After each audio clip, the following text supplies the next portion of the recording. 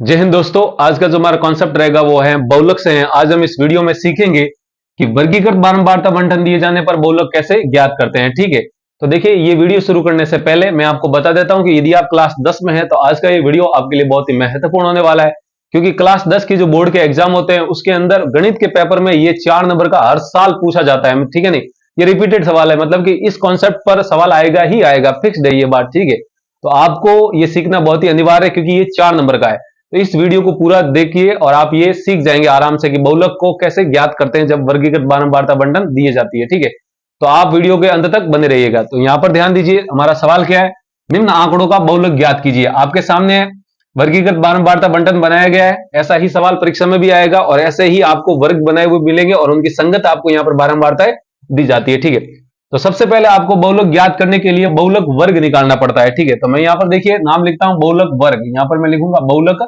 वर्ग, इसी की ही जरूरत पड़ेगी। सबसे पहले आपको माध्यक निकालते हैं तो सबसे पहले वहां पर माध्यक वर्ग की जरूरत पड़ती है। यहां पर बहुलक निकाल रहे हैं तो बहुलक वर्ग की जरूरत पड़ेगी। ठीक है, तो यहां पर देखिए अब बहुलक वर्ग निकालते कैसे हैं। तो देखिए आपको सवाल के अंदर जो बारंबारताएं दी गई है, ये देखिए यहां पर वर्ग है और इनकी संगत ये बारंबारताएं दी गई है। रोगियों की संख्या यानी कि एफ के मान है, ये F1 M2 F3 F ऐसे मान दिए गए सारे, तो ये सब बारंबारता है। तो बहुलक वर्ग निकालने के लिए सबसे अधिक बारंबारताओं को आपको ढूंढना है। ठीक है, यहां पर सबसे अधिक बारंबारता यानी कि बारंबारता का सबसे अधिक मान कहां पर है, यहां पर है। देखिए सबसे 23, इनमें से इन संख्याओं में से सबसे अधिक कौन है, 23 है।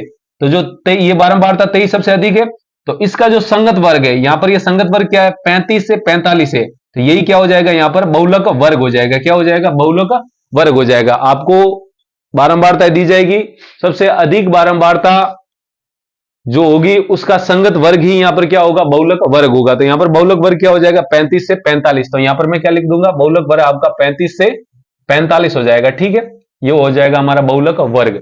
अब आपको बहुलक निकालने के लिए, बहुलक वर्ग निकल गया है, अब आपको सीधा बहुलक का सूत्र लगा देना है। ठीक है, तो यहां पर देखिए बहुलक का मैं सूत्र लिखता हूं, ध्यान दीजिएगा बहुलक का सूत्र क्या होता है। मैं यहां पर लिख रहा हूं बहुलक बराबर, जो सूत्र होता है वर्गीकृत बारंबारता बंटन के लिए बहुलक निकालने का जो सूत्र होता है वो L plus F1 minus F0 बटा 2F1 minus F0 minus F2। ठीक है, और गुणा में आपको क्या लगा देना है, H लगा देना। ठीक है, ये होता है आपका बहुलक निकालने का सूत्र वर्गीकृत बारंबारता बंटन में। ठीक है, अब यहां पर जो ये चर दिए गए हैं L, F1, F0, F2 और ये H, इनके मान ही हमें इस सारणी को देकर निकालने हैं और इस सूत्र के अंदर रख देना है। ठीक है, फिर हम जोड़ गुणा भाग कर लेंगे और हमारा बहुलक आ जाएगा।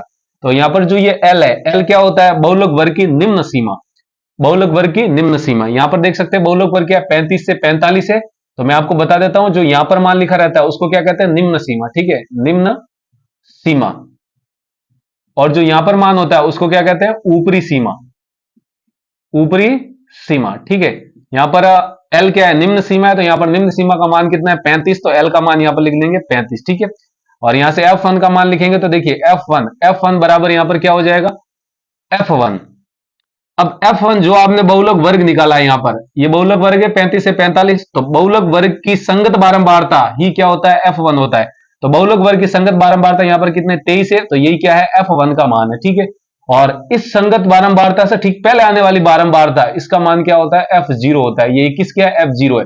और जो बहुलक वर्ग है, ये बहुलक वर्ग है, इसकी संगत बारंबारता से ठीक बाद में आने वाली, तो यहां पर देखिए ठीक बाद में, इस F1 के ठीक बाद में जो 14 है, ये क्या हो जाएगा आपका F2 हो जाएगा। ठीक है, F1 क्या है, बहुलक वर्ग की संगत बारंबारता, और F0 उससे पहले आने वाली बारंबारता, और F2 इससे बाद में आने वाली बारंबारता, ठीक बाद में आने वाली।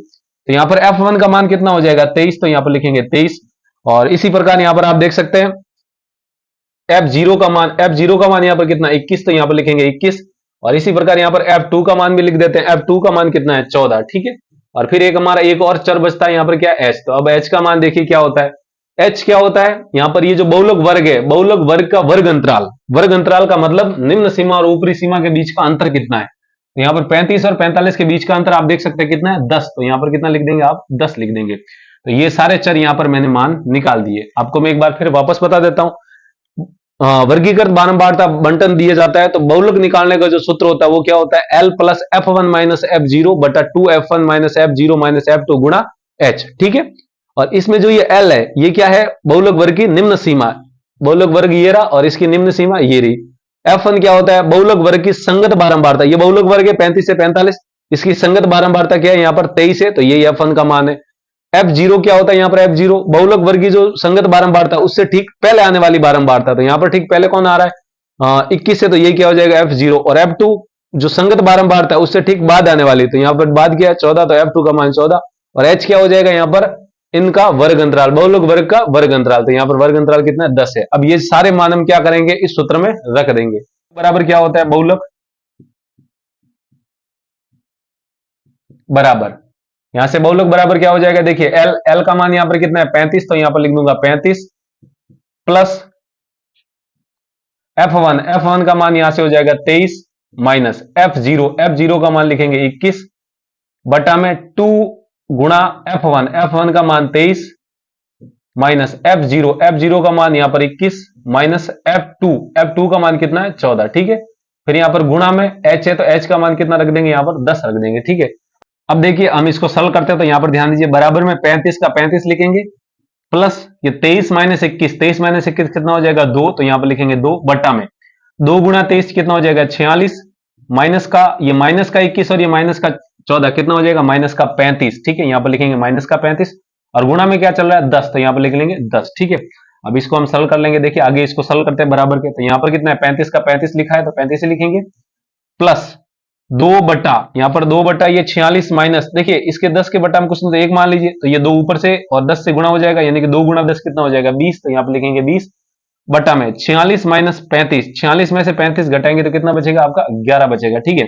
अब आपको बेसिकली क्या करना है 11 का भाग 20 में देना है, तो यहां पर देखिए इसको सॉल्व कर देते हैं, तो यहां पर ध्यान दीजिए 20 प्लस सॉरी 35 है 35 पहले 35 लिखा हुआ है।